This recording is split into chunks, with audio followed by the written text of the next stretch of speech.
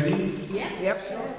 Okay. So we're going to do our last talk today. I hope that you have been enjoying and understanding more about the background.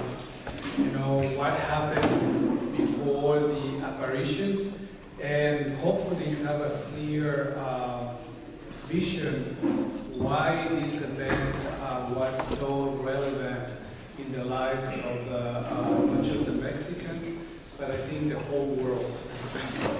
So, an announcement: if you need to go to the bathroom, I think Father Sam mentioned to use the door in the back, or if you want more soup or anything, so you can use the door in the back. Okay, so how's the sound? Is that okay? Is it good?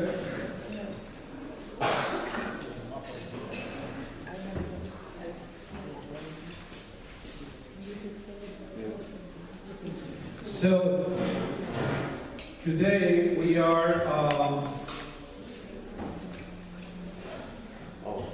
I'm using new technology, and I'm not a tech guy, so I'm figuring it out myself. So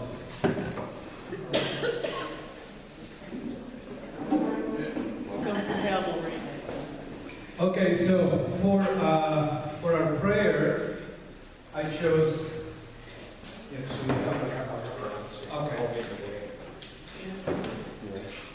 So I'll choose these. I got it. Oh, you got it. I figured it out. Yes. Good job.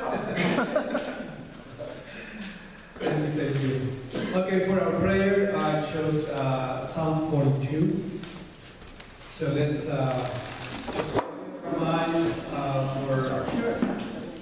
for a little while, just a few seconds, and let's dispose our brain, our heart, so the Holy Spirit can enlighten us to see, to use the eyes of God in this event.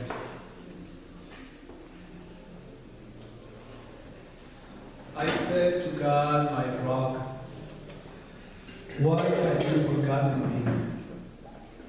Why must I go about mourning, oppressed by the enemy?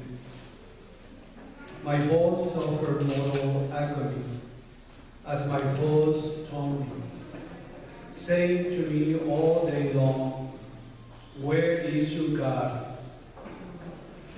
Why, my soul, are you downcast? Why so disturbed within me? Will you hope in God, for I will yet praise Him, my Savior and my God.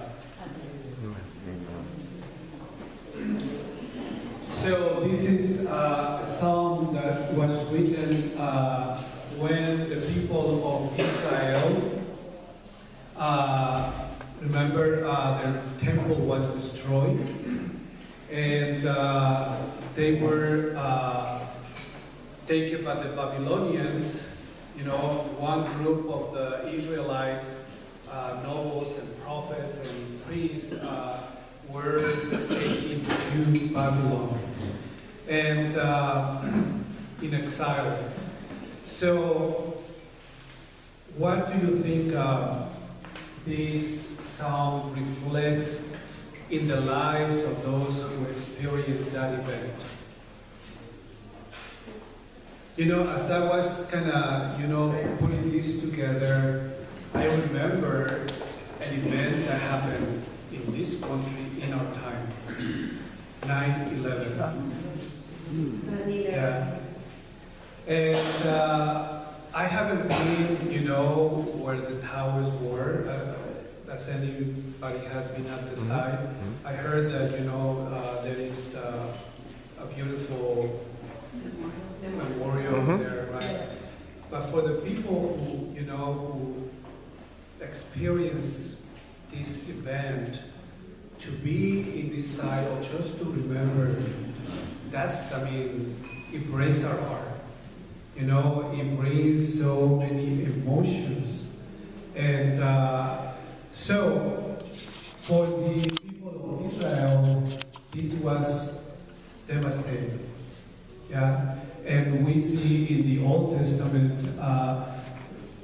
lot of songs, poems, and scripture, regarding the pain of the Israelites, because they felt like, God abandoned them. Yeah. So tonight we will continue, and but before, I'm gonna just do a little recount of the previous 2 weeks. So we talked about Spain and what happened at the time in the 14th and 15th century. We talked about what was the motive of the Spanish crown to conquest, to get rid of what they consider a threat, such as the Muslims who, for centuries lived in Spain, and the Jewish communities. So they used the Inquisition to, the sign of the cross, to get rid of these brothers and sisters. And also we saw the Franciscan order in Spain, and how they two different groups start fighting, and one of them they want to go back to the roots of the values of the order, and they want to recover a sense of poverty, a sense of not owning anything, a sense of being in communion with the people, especially the poor. And so they have this idea of creating a new civilization. So they start in Spain, getting small groups of people who want to live by these values, by the gospel values. And then we went to see the Aztecs, their culture, their religion beliefs, their philosophy. We saw some aspects of, like the temple and what it means for them. We saw different symbols like flowers, and flower means truth. Flower and sun means the truth of God. So we also look at the gods that they believe, and the myths that the Aztec had regarding these gods. So, any questions so far about the 2 previous weeks? And the last thing we saw was about sacrifices. So that was for many. I think this is a very sensitive subject. But I can imagine for all those kingdoms who were oppressed by the Aztecs, and to have your family, and all of a sudden, these warriors came, take your wife, take your daughter, your sons, your children, and offer them in sacrifice. So we saw that according to the Aztecs, so they were doing the right thing. They were responding to the call they got by the God, Huitzilopochtli, the God of sun, because they were the chosen people, they were the children of the sun. So it was their duty to offer sacrifices, to feed the gods. So the gods will get mad and destroy the whole humanity and the whole cosmos. Okay? So tonight we are going to see the conquest. One of the last symbols that we are going to see before the conquest is the tilma. You know what the tilma is, right? So, because that's a very powerful symbol, and so we will see a little bit more about it. And why did I choose the title the Apocalypse, the event of Guadalupe. Is it an apocalypse or a genesis of the new world? So tonight we are going to explore this idea and the meaning of it. So, but now let's start with this powerful symbol, the tilma. So what was the tilma? So the tilma was a dress, part of a dress that Aztecs and other indigenous in Mesoamerica used. Tilmas were used only by males, and this tilma has different uses and different meanings. So one of the meanings that they have was nourishment. So in the tilma, they used it to carry corn, beans, food that they will bring to their houses, to eat for that day. So that was, something that all the indigenous did and knew the meaning of it, So you can see here in these pictures, so the different meanings and uses of the tilma. Also, the tilmas of some nobles and some warriors. Okay, so we are going to watch this video about how is it that the tilmas were made. I found this video and it is in Spanish, so there's not going to be volume, and I'm going to be kind of explaining to you, the process of how is it that they do the tilmas.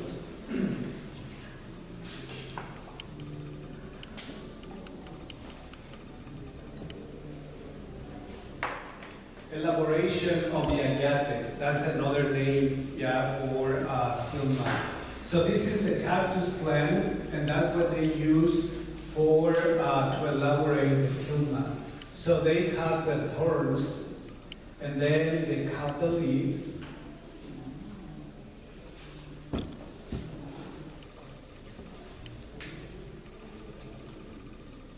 So they, take the thorns, and then they smash the whole leaf to separate the fibers. So that stick has like nails. So, so they kind of scrape all the green. So this is, after they scrape all the green, they wash it.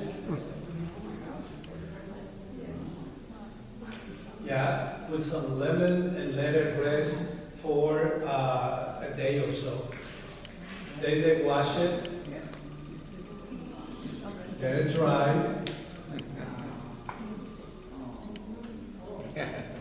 That's one way to do it, huh?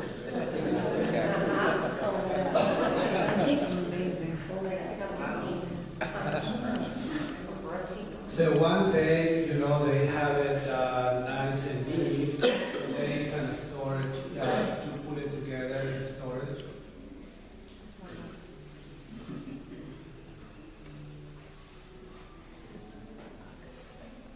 So, and they start, making the threads out of the fiber, like they do with wool.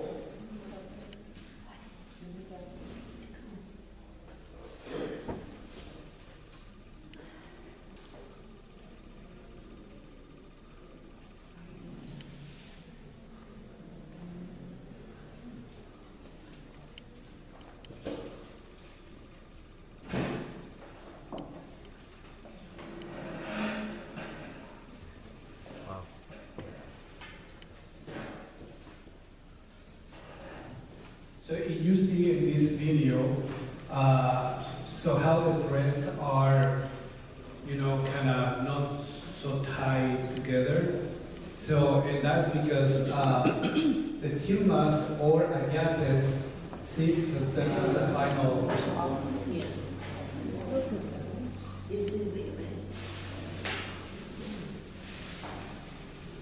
So that's how they use it to carry, cross to carry. See, women carry like that, men in the back, babies, actually, you know, the babies there.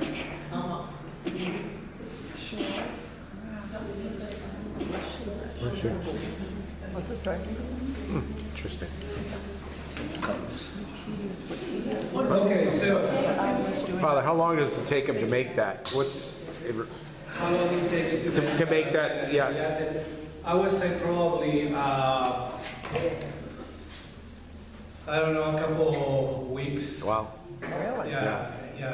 Depends, I mean, depends on the person. Yeah, and today, I mean, it's not something that is common anymore. Yeah, but still a few villages in Mexico that they still use the ayate. So just a note.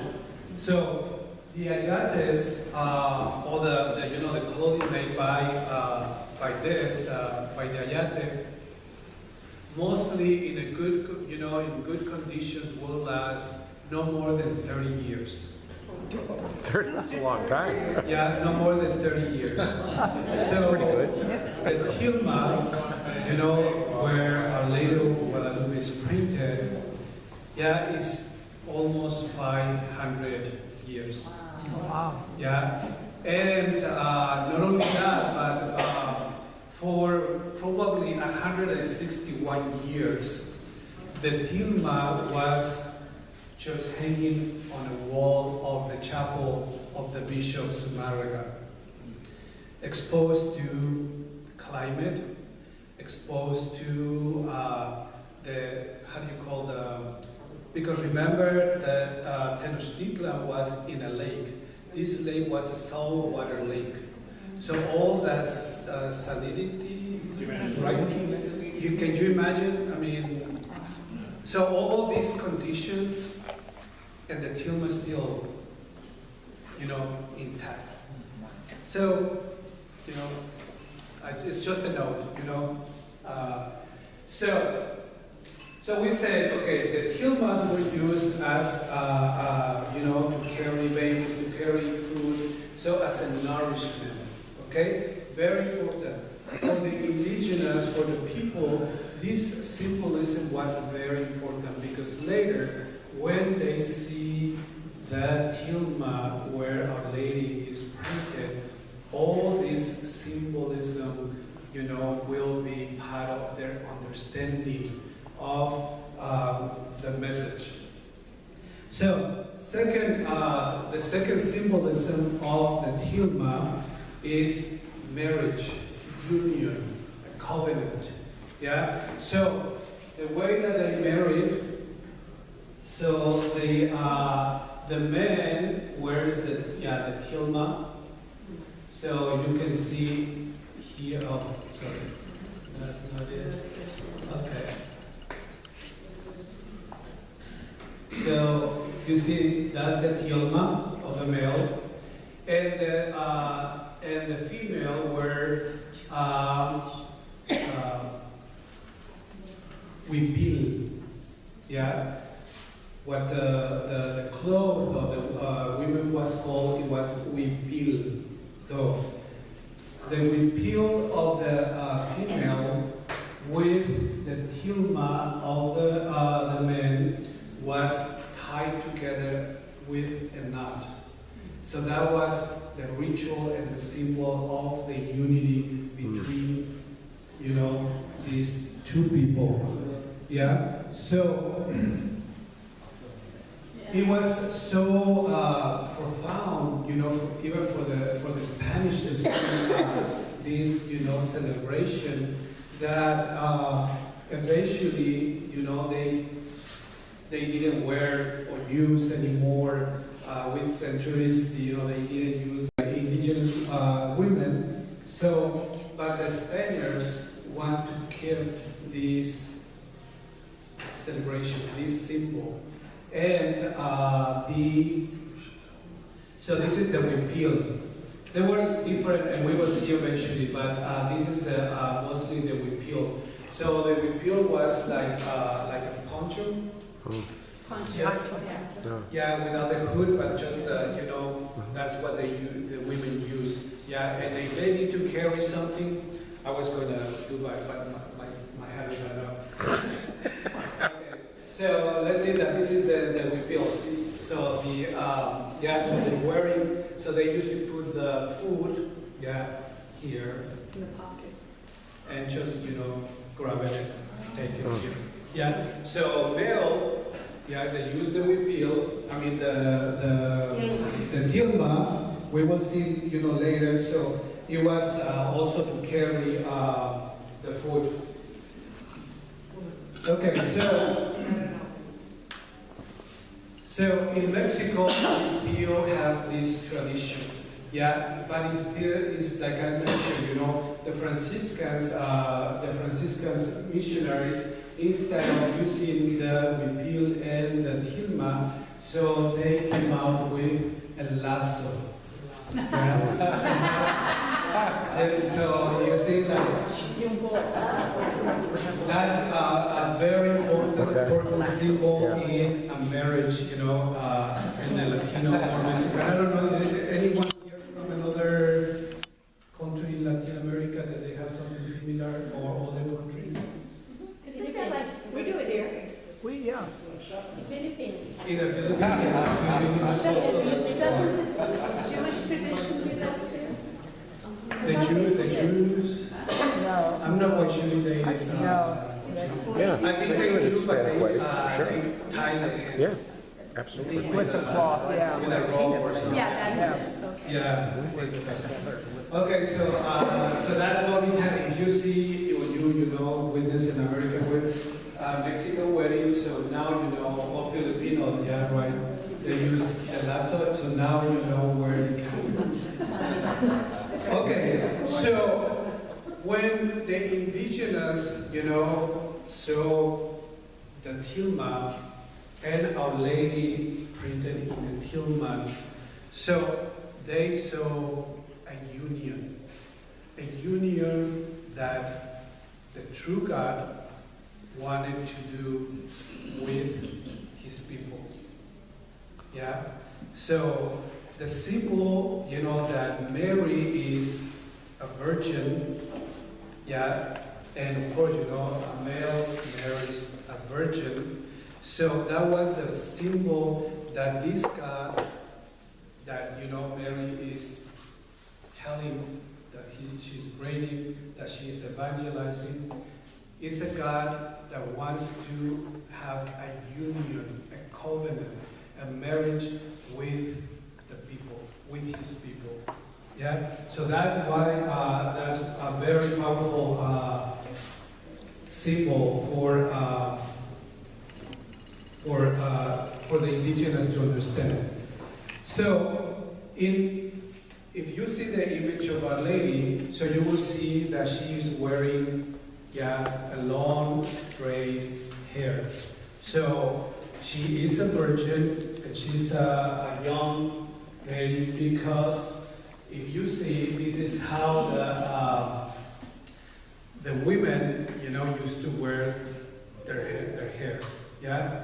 So married women will use, this sort of style, like a buns, like a horns, or in Spanish we have this saying that that if your husband is cheating, so he's horns. So I don't know why. Maybe it has to do something with this. But married women used to wear those sort of horns. So and also to see over here how they used to wear the women. So it was a very all the symbols that we see in the tilma had a very loud language for the indigenous. Yeah, every one of these symbols. So,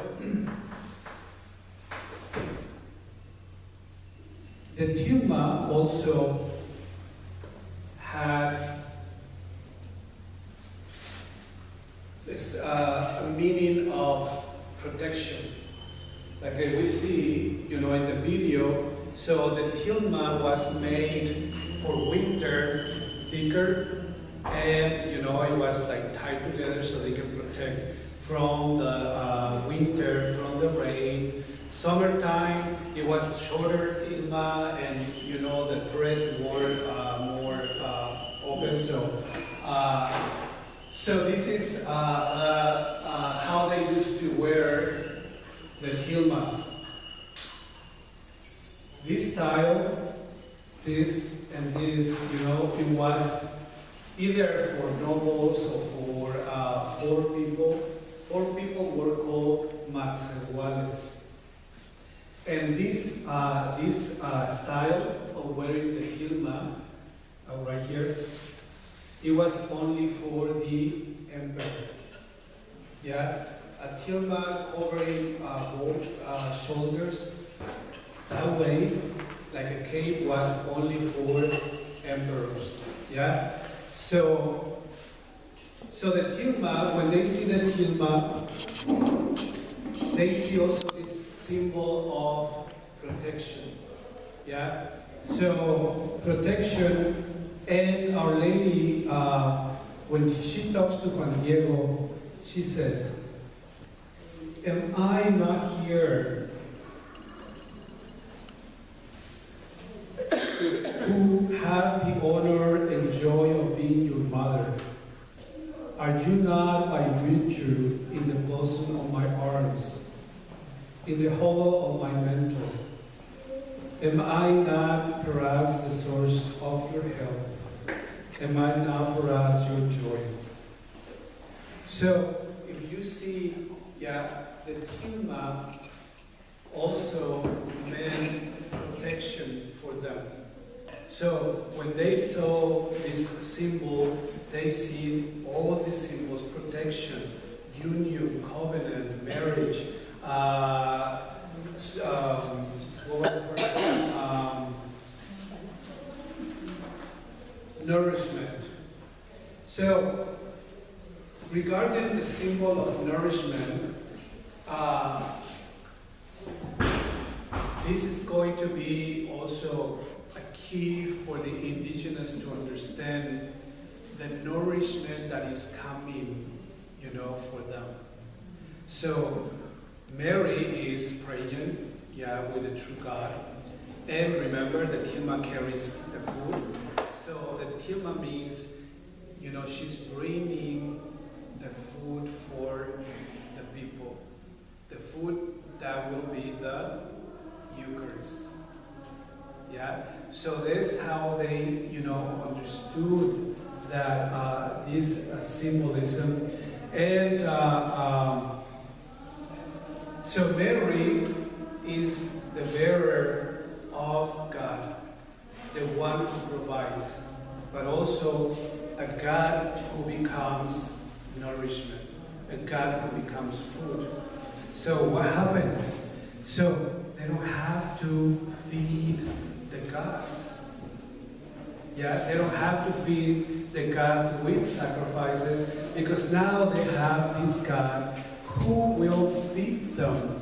And he will come because they have to perform sacrifice, but this God sacrificed himself. This God he's so good that he sacrificed himself to become nourishment for them, food for them, to sustain them. What kind of God? Amazing. So that's why the tilma is very important. And the message that Our Lady brings, not just verbally, but with the whole tilma and the whole print, the codex.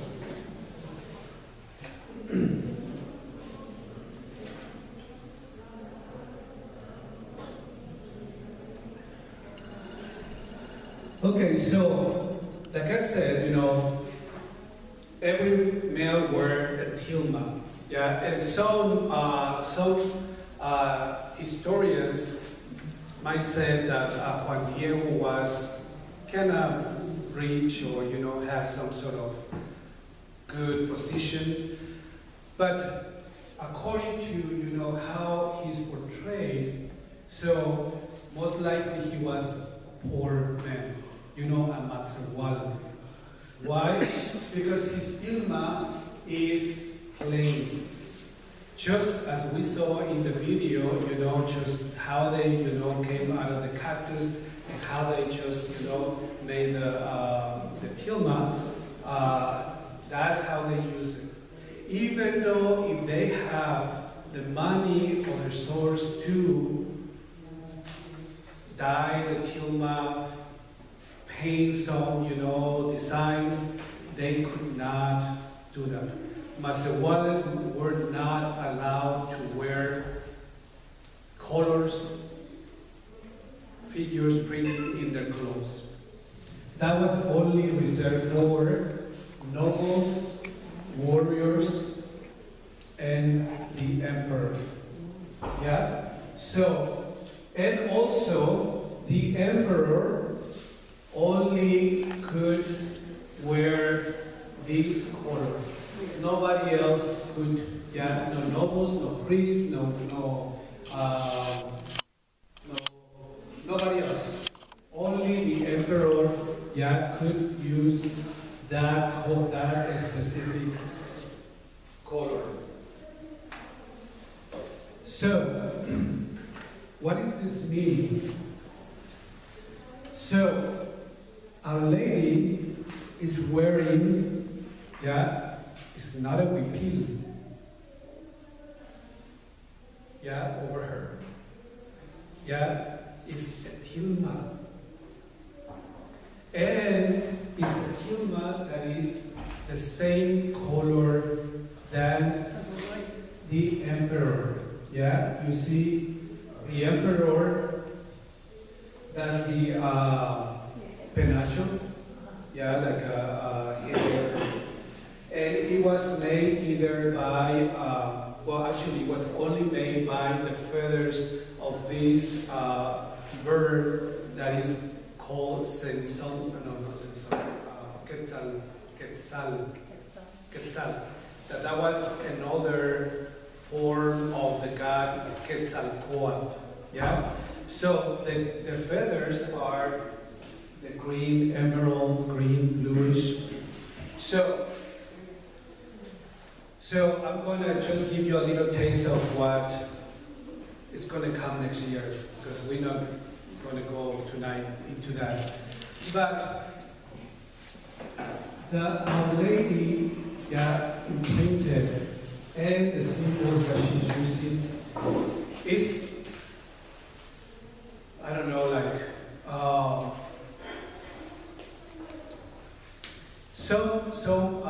some historians and some people said, you know, well, I mean, this is not really a miracle. It is, you know,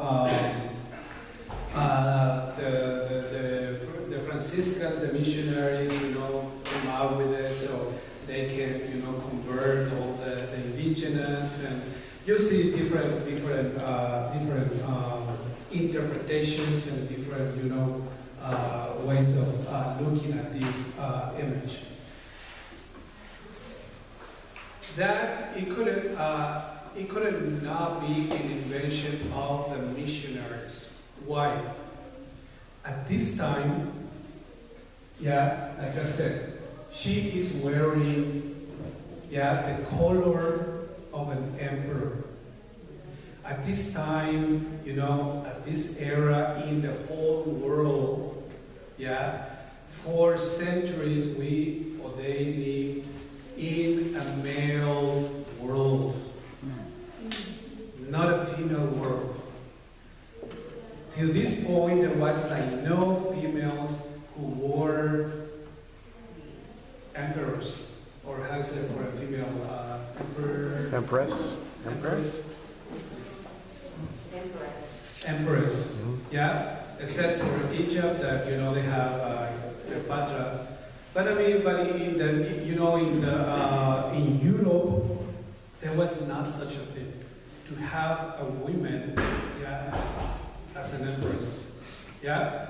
Second, yeah, she is wearing, yeah, the tilma, like a male emperor, yeah. So if this were to be an invention from the Franciscans, from the missionaries, they wouldn't, you know, they have done it so wrongly according to their time. Yeah? So, and even for the, let's say, okay, this was an invention of the indigenous, neither for the indigenous. Why? Because remember, for the indigenous, what counts, what is true, is what is rooted. Yeah? What is rooted means for the indigenous, the old, yeah? The old is what is real. The old is what counts. Young people, you know, children, they didn't have the, you know, the value that old people had. Why? Because old people had the knowledge. They are rooted in the reality and the knowledge. So Mary, in that image, she's a teenager. So that wouldn't be also, you know, accepted by the indigenous. I mean, if they planned it or, you know, painted or whatever, that wouldn't be, you know, something that has logic for, you know, for them. So, what we see in this image, yeah, what we see and what they saw at the time, yeah, it's something very revolutionary, yeah, that probably we saw in the 60s when women started, you know, like, women. And so, but before that, no. So what is it that we have here? So this is like women in the 60s, you know, rebelling, you know, 100%, you know, 200%. Yeah? Why? Because God is choosing a young woman, yeah, to become the source of evangelization. Yeah? So, and another thing, it couldn't be the missionaries that created all this to convert the indigenous, because remember, yeah, Spaniards, you know, had the Inquisition, and they used the Inquisition to get rid of everything that is not like us. Yeah, if you were different, if you had different culture, no. Yeah, her face is not of the Spaniards. Yeah, so this image, yeah, is really what we call the new evangelization. God becomes, you know, use evangelization by enculturating himself in Mary, with Mary, yeah. He's chosen Mary as the first female disciple to evangelize. So, and she comes and evangelizes, not in a traditional way that the friars or, you know, or the church used to do that. She uses the language of the natives. She uses the symbolism, the philosophy, their beliefs to evangelize. That wouldn't be the way that the friars will do it. That wouldn't be, you know, something that the indigenous will. It's very, if we go, you know, deeper and deeper, we will start seeing, you know, more of these ways that she chooses, or God chooses, to evangelize, through this image, but mostly through this event. So, she is the barrier, she's the messenger, she is, the new disciple who brings the true message. Because remember what I told you, what is it that they use to bring a message to another king or to another authority? They bring flowers. So she, of course, Juan Diego is, the one that carries the tilma, but the flowers are Mary. So Mary, is bringing the flowers and message to the Bishop Zumarraga. So that message not only was for the indigenous, but also to the missionaries, the Spaniards, the conquistadores. So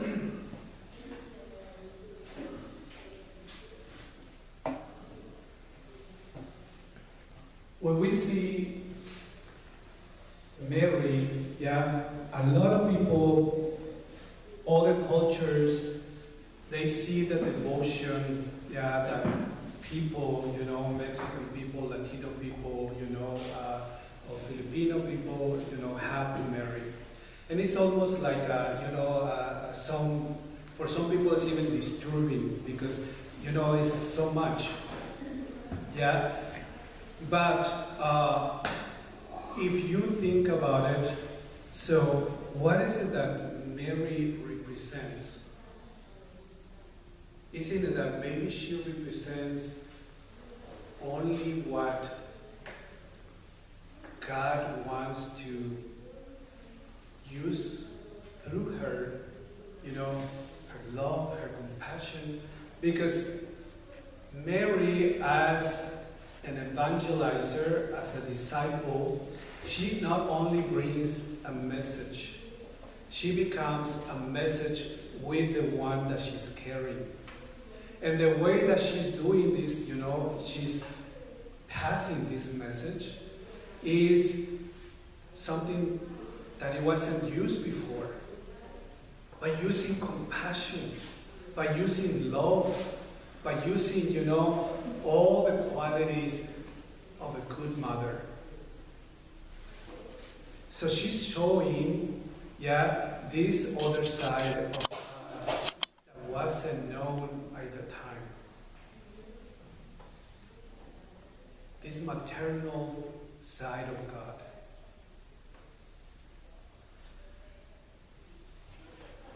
So the Spaniards, there's another controversy. The missionaries, they keep records of everything. But there is not a single writing, from this event, from the time it happened until 50 years later. So this is another,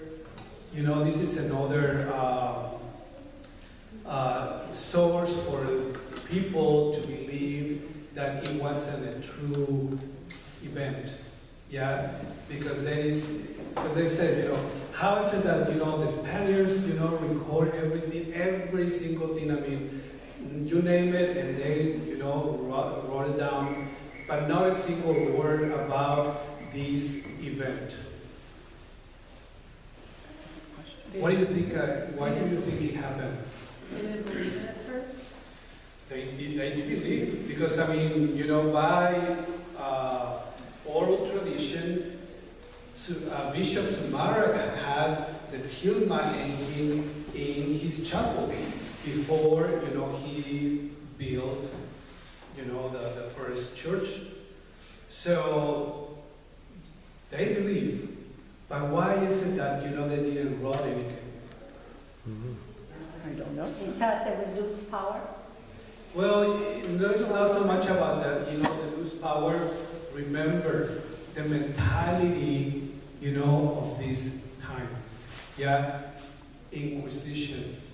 Something that is not like us, something that is, related to other culture, to other, way of thinking, other way of worshiping, that's not valid. So, it was just recently that, the Pope said, okay, indigenous are not longer, animals or humans without a soul. Yes, they are humans with a soul and everything, okay? So, but they still, looking at the picture, and, well, it was controversial. How is it that Our Lady appeared with an indigenous face? Why is she wearing, something that we are saying is not right? The way you live, the way you dress is not right. You need to learn our ways. Yeah? Why did she chose to do that? So at this time, the missionaries are in this sort of, tension because they want to protect the indigenous. Yeah, they are fighting there for them. They are, trying to protect them against the crown and the conquistadores. And but they know already by experience what happened to the Jews and to the Muslims that every single aspect of the culture would be, a motive to kill them, to make the slaves, to do, by using the Inquisition. So, that's a theory, that probably, they didn't, want to, say, okay, we agree with this because of the tension. But they made or allowed the indigenous to keep, their veneration too. And mostly because they saw the stone of the indigenous, after the apparition. So, but let's go back to, before the apparition again. So, now we're going to go to the conquest. So,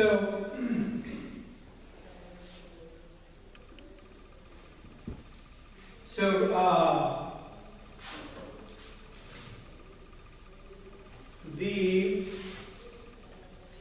first Spaniards, Christopher Columbus, came 1492. And there were a few expeditions after that. One in 1511 and one in 1517. And the boats crashed, and people, Spaniards died. And, well, in one of these boats, there were two survivors that landed, in the coast of Yucatan, right here. And this was the Mayan territory, the Mayan kingdom. These two survivors, one was Gonzalo Guerrero, and the other survivor was Jerónimo Aguilar. The first one, Gonzalo, so the Mayans kind of welcomed them. They tried to see, who they were, learn their ways and stuff. So they let him leave. So Gonzalo married indigenous girl, and Jerónimo Aguilar, he, decided to stay single, and he kind of, okay, I wanted to dedicate my life to God. Some sort of religious, but he wasn't, religious because he was there. So this is going to be, kind of clue or key for eventually Hernán Cortés.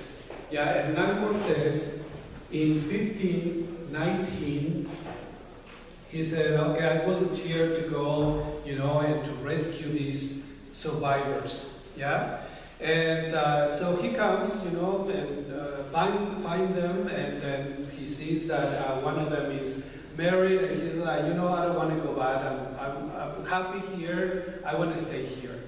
But then, the second one, Aguilar, at this time, he already knew Mayan, the language, yeah? The Mayan language. So, Hernan Cortez, very smart guy, yeah? Very, very smart. So he's like, well, why you don't join us in our expedition, and we are going to evangelize, and you want to, dedicate your life to God, so you can be very useful for our evangelization. So he's like, okay, yeah, I'm definitely going. So Hernan Cortez takes Aguilar as his translator. Yeah, and Hernan Cortez, his first, he kind of, first went to see. They didn't come and, they have bottles, and but it wasn't his intention to, just kill for killing.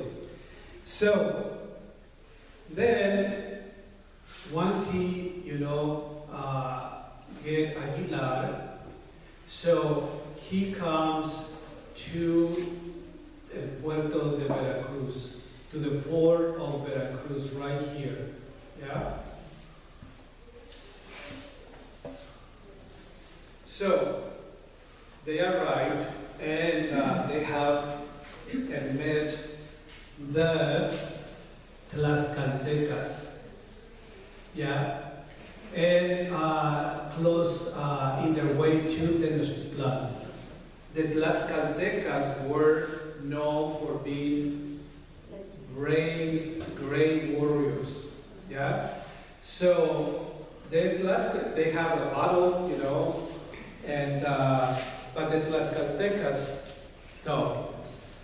Well, we hate the Aztecs. And all the kingdoms around, the Aztecs hated the Aztecs, yeah, because of the oppression. So the Tlaxcaltecas said, well, they are in their way to Tenochtitlan, so why don't we become allies? And Hernan Cortez is like, perfect, yeah? So the Tlaxcaltecas, yeah, if you remember, the Mesoamerican cultures were very, gifts, okay? So they bring gifts to Hernan Cortez. And part of these gifts were 20 maids, 20 doncellas. One of these maids were a very important character in the conquest. She was probably a princess, a Mayan princess, yeah, that probably was captured and sold as a slave, yeah. So she learned Nahuatl, which was the language of the Aztecs, of the empire, yeah? And so now, Hernan Cortez had a person who speaks Mayan, yeah, and Spanish. So he translates to her, because she speaks Mayan, and then she translates to the Aztecs because she learned how to speak Nahuatl. Yeah? So this is very, very, very important for Hernan Cortez and La Conquista, the conquest. So when they arrived in the port of Veracruz, right here, Remember, in last week I told you the story about Quetzalcoatl, the god, the feather serpent, and that he, was what do you call his brother, make him drunk, and then he did all these things, and he was, full of shame, and, he exiled himself, to this part of Veracruz, right here, okay? So, and then, before he leaves, he promised to come back. He promised to come back, and told the indigenous the year that he was coming back and the day that he was coming back. Yeah? So that was the day and the day that they celebrate the feast of Quetzalcoatl. Okay. So when Hernan Cortez is coming from the Mayan kingdom, the Yucatan Peninsula, to Veracruz, and arrive, he's right here. Well, it's Holy Thursday. Yeah? So they decide not to land. Yeah? They remain in the boat. Yeah? So, and they decide to land next day, which is Good Friday. Okay? So, Good Friday for them. So the Spaniards have, this costume of wearing black robes. Yeah, because it was Good Friday. Okay, but that day also was the year and the day that Quetzalcoatl promised to come back. Oh boy. Is that a coincidence? I don't know. You name it. You can believe whatever you want to. But it is, it was the day and the year that, So, in Tenochtitlan, the capital of the Aztecs, the Emperor Moctezuma, hear that there is something going on in the port of Veracruz. And he started, Quetzalcoatl is coming back. And he was he was a god, but also he was the king of Tenochtitlan. So if he's coming, he's going to reclaim his throne, his kingdom, right? So the Emperor Moctezuma sends some emissaries, to see what's happening there, and blah, blah, blah. So they are looking Good Friday, the Spaniards, the conquistadores, get out of the boat and land. And remember how one of the images of Quetzalcoatl, remember what I told you? One, it was the serpent, the feather serpent. The other one was Quetzalcoatl as a white man with a beard, wearing a helmet, and in black. So the Spaniards come out of the boat wearing black robe because it's Good Friday, and they use so the emissaries, that's Quetzalcoatl, and they run and go and tell the Emperor Moctezuma, yes, Quetzalcoatl is here. Yeah, we saw him, landing in the port of Veracruz. So the Emperor Moctezuma, remember, gives, right? Gives. So he sent gold and other gifts, to Quetzalcoatl, which it was Hernan Cortez. So, okay, I want to go where there's more gold like this. So, instead of, I mean, the emperor sent the gold, so probably he can just, okay, take the gold and leave. No, I want to go to the source, yeah? So, Oops.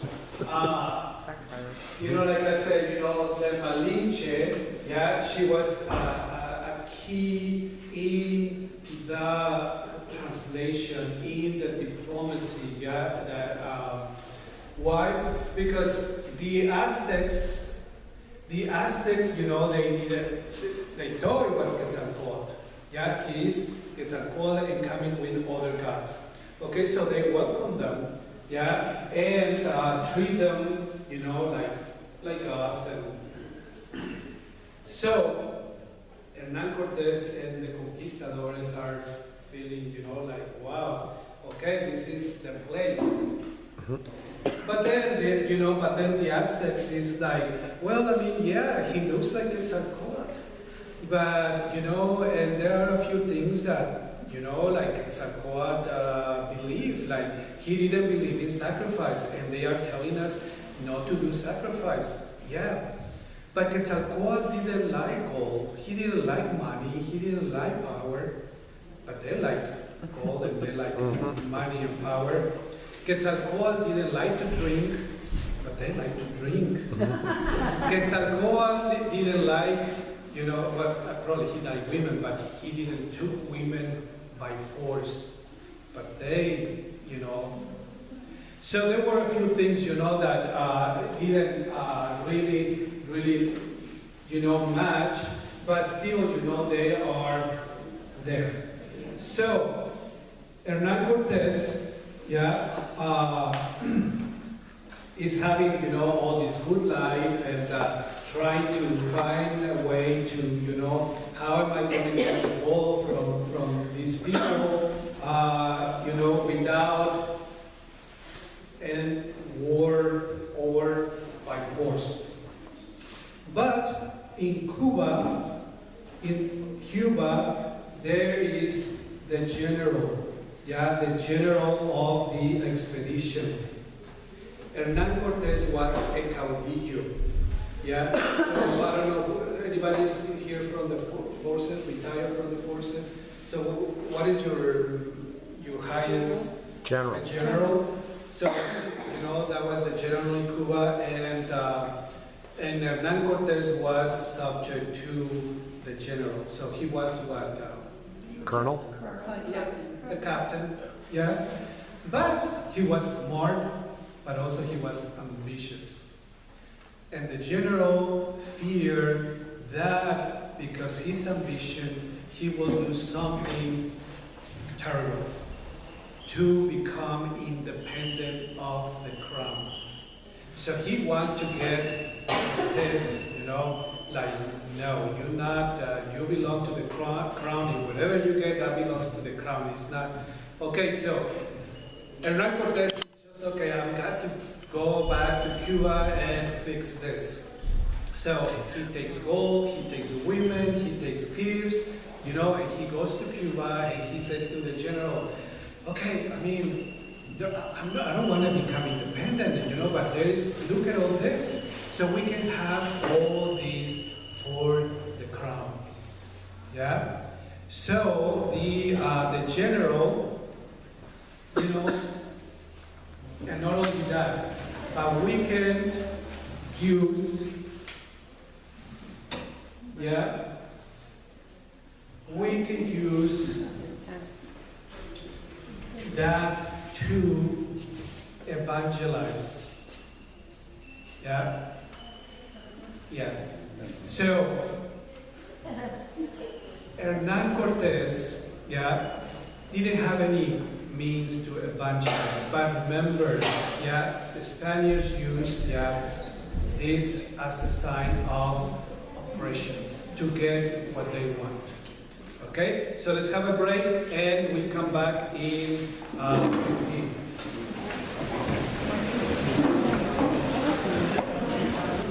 That you will enjoy the sweets and the coffee, so we can continue. So Hernán Cortés didn't have, any good knew the power that, you know, this symbol, yeah, had, and he wanted to use any source to achieve his goals. Yeah. So he convinced, you know, the general, and so he comes back, and he comes back to Tenochtitlan. So he, before he left to Cuba, he left a group of soldiers, conquistadores in Tenochtitlan. Yeah. And when he comes back, he finds that these soldiers kill priests and nobles because they were sacrificing. Yeah, they were doing sacrifices. So it was a celebration, and they started, you know, doing the sacrifices, and the soldiers, you know, start killing the priests and killing the nobles, and so Hernán Cortés arrived, and he's just, okay, let's put all the gold that we can in our horses, and let's get out of here. Yeah? So, remember how the Tenochtitlan, the city, is an island, and it was connected by 4 different streets or that connected with the mainland. So they are using, you know, one of the these avenues to leave Tenochtitlan, and at night, and the Aztecs come, yeah, from the other side and war. And so Hernán Cortés and a few men managed to escape. And in Mexico, yeah, there is, we call this event La Noche Triste, the saddest night. Yeah, I mean, the saddest night for Hernán Cortés, but probably not for the Aztecs. Anyway, so Hernán Cortés and his men, yeah, go back to Tlaxcala, where he has his allies and the rest of the troops. And in a couple months, you know, they recover, and but in these couple months, the other kingdoms, yeah, who were oppressed by the Aztecs, also come along, yeah, and they say, we want to fight against the Aztecs. And Hernán Cortés gathered this massive army, yeah, because, I mean, Hernán Cortés and the Spaniards, the conquistadores, there weren't that many. He arrived with almost, I don't remember the numbers exactly, but it was around 500 men. Yeah, some horses, like 50, 60 horses, dogs, and cannons, you know, rifles, a couple of cannons, and so he would not win to the Aztecs. Remember how many people were in Tenochtitlan? Only in Tenochtitlan, 260,000 people. Yeah, at this time. The biggest or the largest city in Spain was Sevilla at the time, and there were only 60,000 people in Sevilla. So can you imagine? So, but remember already Hernán Cortés had an incident in the Mayan Peninsula, so he probably lost some men. And then he came to Tlaxcala and got another battle there, so probably he lost, you know, some other men. So, I mean, he has, you know, been in these little battles, you know, so probably, you know, he got, I don't know, a couple hundreds left. So it wouldn't be possible for Hernán Cortés to conquest the Aztec Empire. But the kingdoms of the oppressed, yeah, came along and unified with Hernán Cortés and the Tlaxcaltecas, and start a battle. So they surrounded Tenochtitlan, and didn't allow fresh water to go through, neither food. For 3 months, for 3 months, they surrounded, the city, so the Aztecs could not have water or food. So some of them, because remember there was a couple islands there, and the other major island was called Tlatelolco. Tlatelolco had the biggest market ever known in history. In Tlatelolco, because of the market, they spoke all the languages probably, from all the kingdoms of Mesoamerica. So it was the source, of food. So they go to Tlatelolco and, get the food, and still, they are, what are we going to do? Okay, so the battle start, the battle start, and the one thing that really came to destroy, and help the Spaniards to win was smallpox. One of the Spaniards brought the disease, and almost 180,000 people died. Jeez. 180,000 people died. So the Spaniards could defeat the Aztecs. So remember, once, I think it's 300 million years before that the continents separated. Does anybody know I think if I don't mistake, but you can probably Google it. And, but I think, let's say it was 300 million years that the continent, of America separated from Europe, Asia, Africa. Okay?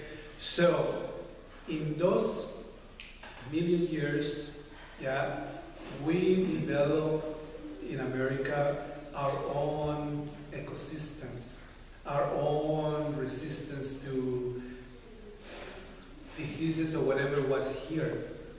But America wasn't prepared, for what, not just the Spaniards, but all what they brought with them, which were diseases, animals, plants, and the whole continent changed. So the indigenous didn't have the resistance to these diseases. Remember the big plague that they have just in the 14th century in Europe, and killed, 3/4 of the people in Europe. So disease, plagues was the thing that really killed, the Aztecs. So it was easier for the conquistadores to defeat them and win. So with this, with the conquista, so they started to tear down, destroy idols, gods, temples, codices, everything that had to do with their philosophy and their beliefs. So everything was destroyed. So what happened if someone destroyed a temple for them? Civilization was gone. Their identity, their dignity, who they were was gone. So, what happened to all these kingdoms who became allies with Cortés and the Tlaxcaltecas? Well, they became slaves along with the remaining Aztecs. Yeah, so slavery was a big thing now. So they start using the labor of the slaves in the mines of silver and gold.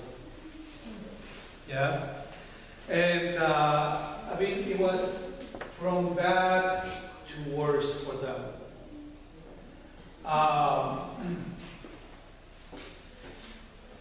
The poor people, you know, the survivors, I mean, the situation was so terrible that they didn't want to live anymore. Yeah? So, they called in 1522 the Great Depression. So, the indigenous start questioning, yeah? I mean, they were, remember the Aztecs they had a mentality that was, remember? Chosen. Fatalistic. So, you know, they cannot perform any more sacrifices. Their, you know, their idols or their gods are, you know, broken into pieces, their temple. But they still, you know, some of them, they still kind of worry because, you know, I mean, we need to do sacrifices. Otherwise, the humanity is going to, you know, we already see what's happening. So this is close to be destroyed, everything to destroy. We need to sacrifice. But then they see, remember what we talk about, the war between God, the sun, and the moon and the stars. So they need to to perform sacrifices to feed God, the sun, so he can defeat the moon. Yeah? And every day was this constant battle. But now they see that, you know, like the sun, okay, oh God, it came out and down, but we need to make sacrifices because, and it came down again. How is this possible? And rain, you know, came, you know, when it was the season of rain. So they start like questioning what's happening. Isn't it that we need to, you know, sacrifice so they can do all this, and all this is happening with other sacrifices? Is it that, I mean, is it that our gods are laughing at us? Is it that our gods, you know, mocking us? Is it that, or is it that they never exist? You know, all this existential, you know, conflict. For us, I mean, you know, we can, I mean, if we want to know something, I mean, we just go to Google and now we find everything, right? But I mean, in that time, can you imagine 4 centuries, you know, have this way of thinking, this way of believing. Remember, the Aztecs and the Mesoamerican people, their lives were so tied to their beliefs, to their gods.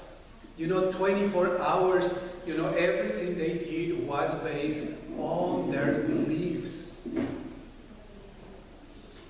But now, it's like, can you imagine all these people, you know, from the kingdoms who were oppressed by the Aztecs, and their, you know, their members of the family were sacrificed, and they start like, they sacrifice my family, my wife, or my husband, or my children, and for what?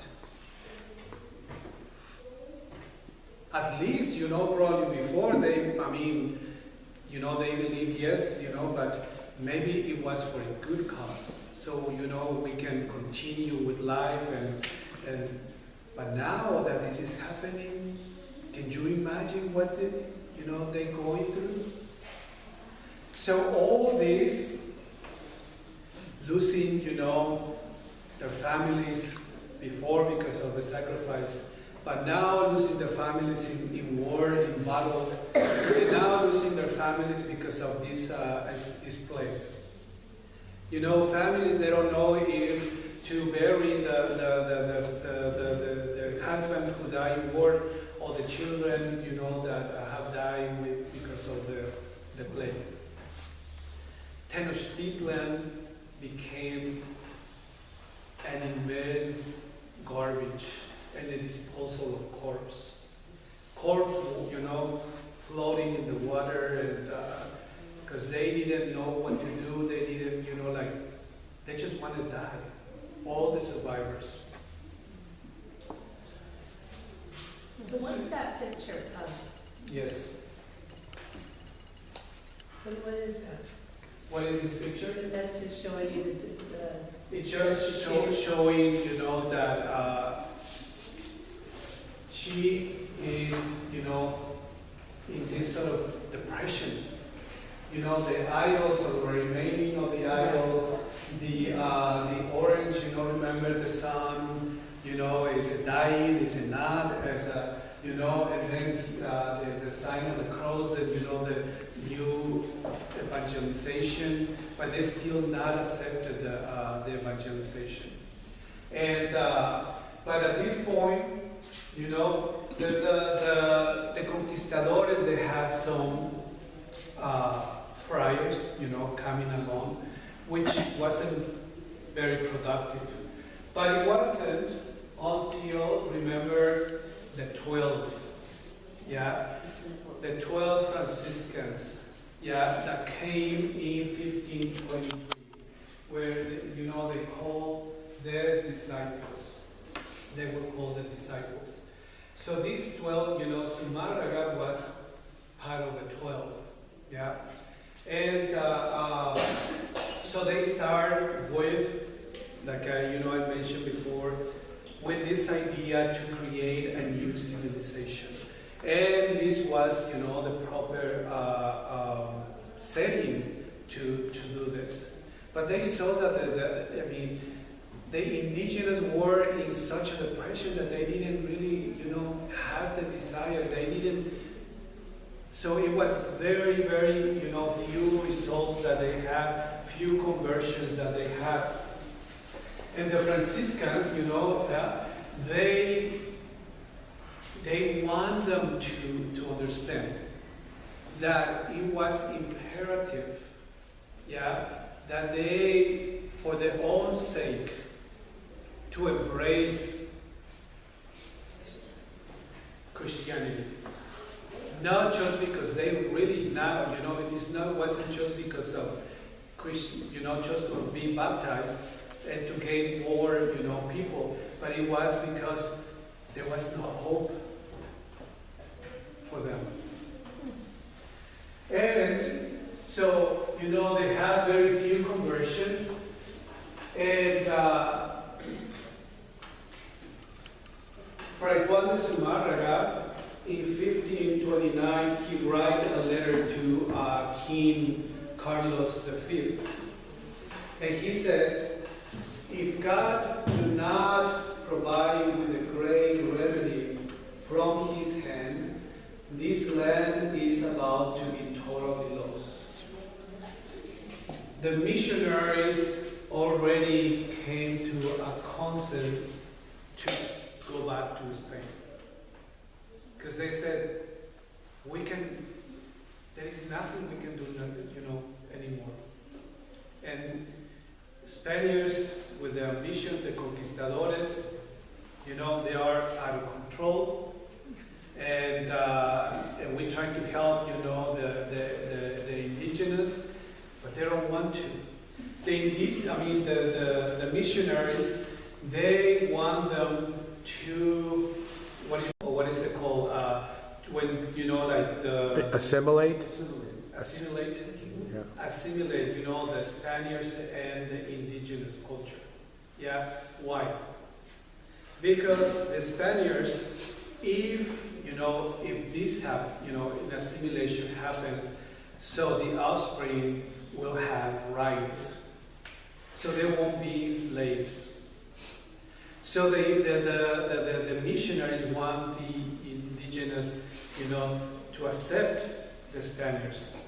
But they say, how are you asking us to accept you when you have killed, our family? Why are you asking us to accept, your faith and telling us not to take other women when you take our women? You say not to kill, but you kill, all our families.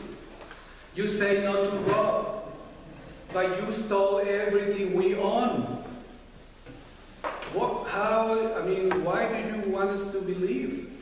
Remember, for the Mesoamerican people, first of all, they didn't believe in lies. They didn't lie. Remember what happened to them if they lied?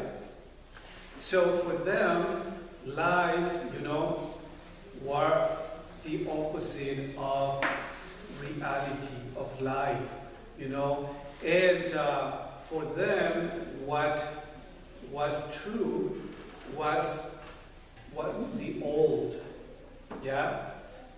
changes, the new wasn't accepted by the novel culture. And what the missionaries trying to, impose to the indigenous is the new. And it wasn't, for them, it's like, no, that's not how we live and how we, understand life. So everything has to be rooted, and it has to be rooted in the truth. What you say is a lie, and you want us to change for a lie. So no. So that's why they have very few conversions. So, and it wasn't until 1531, December 12th, then God answered the prayers. God showed himself in hope. God showed himself as a new life, but rooted in their ways. That's why it's so important, this new evangelization, that Mary, as the first chosen female disciple by God himself, he chose his mother to be the first evangelizer, evangelizing women, and she uses inculturization. She uses the symbols, that speak to these people. She uses the language that the people needed to trust. The language of a loving mother, the language of a compassionate and merciful mother. Not only that, but she also became one like them. The Franciscans, the 12, they live in poverty and they like to live among the community. But the indigenous said, but you are not like us. But then she comes and she is like them. Not only that, but they see in her face and in her clothes that she is not an indigenous. She is indigenous, but also she is part Spaniard. She is the first mestizo. She is the first assimilation of two races. Because her face is indigenous, but actually is a mestizo face. So it means that she had the features of two. She's wearing the mantle of an emperor, but the dress is Spanish style. So, what is she saying? You should be Yes. together. Yes, you have to accept this. Not only, because to avoid slavery, but also because they didn't have vaccines at the time. How is it that these people, do you think, will have the antivirus? Antibiotic, to all these diseases. Oh, immunity. Or immunity, immunity, yeah. how? Yeah. Because there were no vaccines. And in 1545, the version is 1531, 45 years. 14 years. 1545, the worst plague was about to come. So, this way, it was a way for the new race to not just be evangelized in a way, to accept Christ and have this new life, but actually it was a new life. Yeah, in every aspect, spiritual, biologically, every aspect, this is a new life that God brings to these people. So,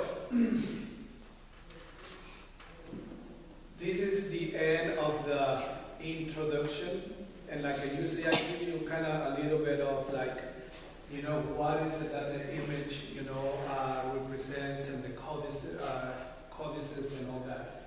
So Mark asked me what is it the race around the means? So I will send a bill, because this wasn't included in my talk, so I will send a bill to Father Sam for the extra. Okay, so remember, how is it that the Aztecs believed, the God the Sun and the war between the moon and the stars, and okay. So the image, those rays are not coming from Mary. Those rays are coming from the sun that is behind Mary. Remember, what do they think about an eclipse? A sign of the end of the world. So this is an eclipse. But the eclipse is not between the sun and the moon, because if you see the moon is, the Waning moon. the eclipse is what Mary has here.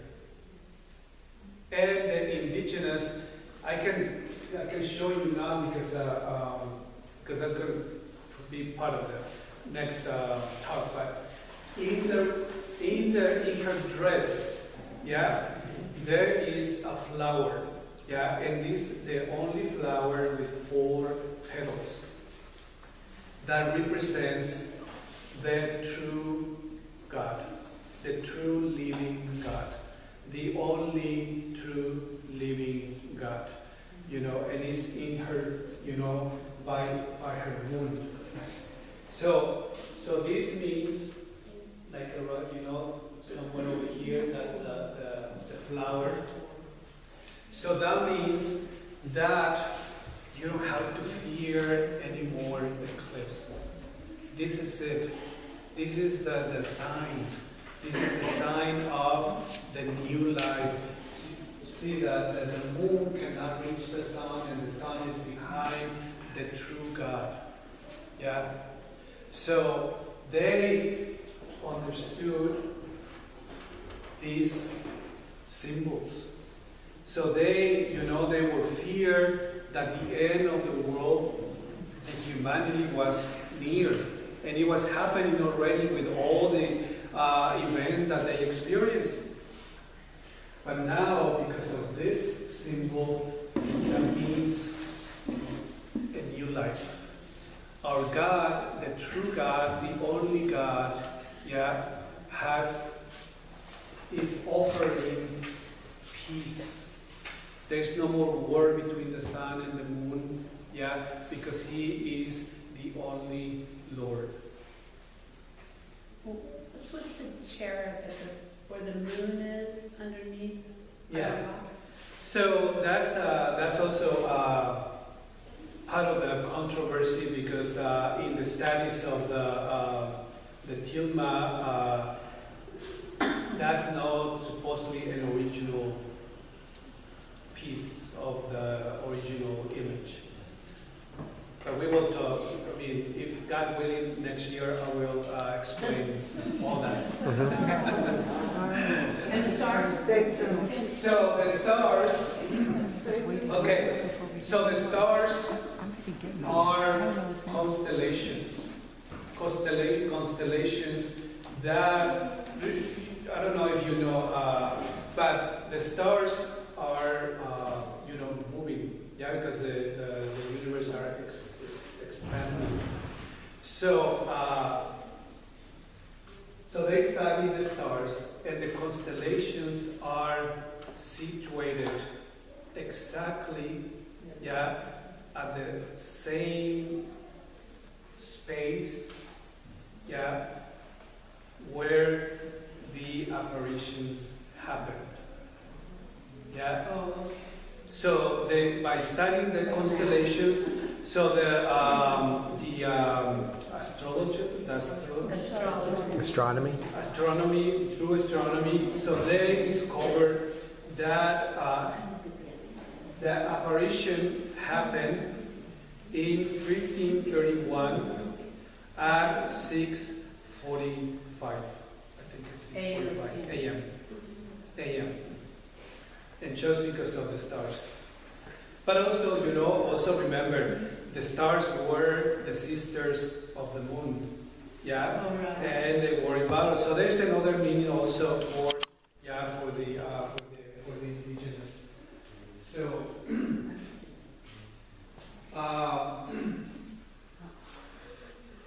the Lord builds up Zion, He appears in His glory, He regards the prayers of the destitute, and does not despise their prayer.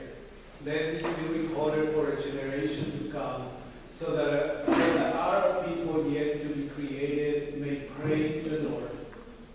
That He looked down from His holy height, from heaven the Lord looked at the earth, to hear the groans of the prisoners, to set free those who were doomed to die, that they may declare in Zion the name of the Lord, and in Jerusalem His praise, when people gather together in kingdoms to worship the Lord. Isn't it that what happened also here?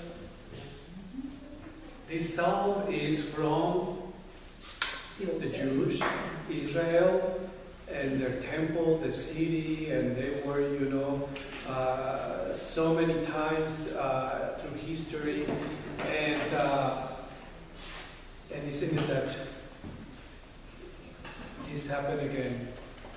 The history repeats, and God's intervention, we see God's intervention again. So, with this introduction, it's important because you can have now a clear vision. Was it truly God's intervention? So the affection and the veneration that we have to Mary is not just because this is a miracle that happened in Mexico. It is mostly because what it represents, to the people, and not just to the people, but again to the poor, to the outcast, to the one that suffers, and not just about people who suffer because poverty, but there is other kinds of poverty today. there is other kinds of sadness today. There is, you know, other kinds of events that are happening in our world, in our society, that, I don't know, you name it, our younger generations, they're not interested anymore in church, in God, and, you know, they want to kind of their own thing, and so, is it maybe this an invitation, you know, when you see Mary to start a new evangelization? A new evangelization that is more inculturated into the reality of the people that, you know, are away from God, away from, but still suffering, you know, still in pain. So I am happy and pleased, you know, that I had the opportunity to do these soup and talks. And like I said at the beginning, I hope that you know that this opportunity for me can allow me to grow in, you know, my not just my understanding, but also my desire to inculturate myself in another culture than myself. So when I become a priest or, you know, a brother, so I can understand people in their own terms. So I can speak to people, I can preach to people, I can evangelize people, you know, in their own terms, and try to avoid, you know, so many mistakes that our predecessors, you know, done, and you know, but we have a sign. We have here a living sign that is telling us, you know, how to become disciples of Christ. Yeah, not just because what we talk, but it's because what we already have inside of us. And then we, become with our lives the new evangelizers of our new world. So thank you so much, and I hope that